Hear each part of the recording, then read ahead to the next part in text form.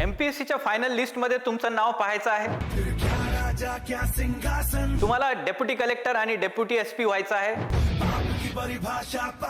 हे सगळं काही डिपेंड आहे तुमच्या नीतिशास्त्राच्या मार्क्सवरती.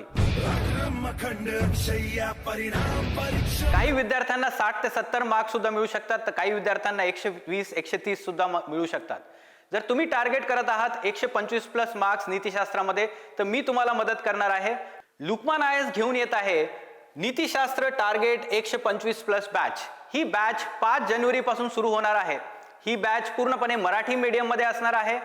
टोटल 12 सेशन्स असतील, 8 थेरी सेशन्स आणि 4 केस स्टडीजचे सेशन्स. प्रत्येक सेशन मध्ये अर्ध्या तासासाठी तुमचं लाईव्ह आन्सर रायटिंग प्रॅक्टिस असेल.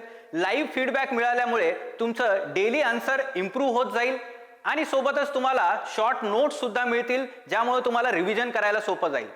प्रत्येक आठवड्याच्या शेवटी आपण सेक्शनल टेस्ट सुद्धा घेणार आहोत. तर 3 सेक्शनल टेस्ट आणि पूर्ण सिलेबस संपल्यानंतर आपण 3 फुल लेंथ मॉक टेस्ट सुद्धा ठेवणार आहोत.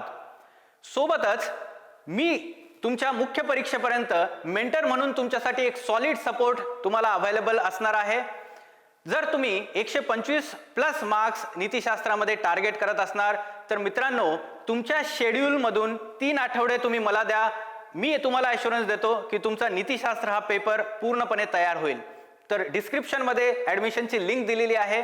भेटूया 5 जानेवारी पासून.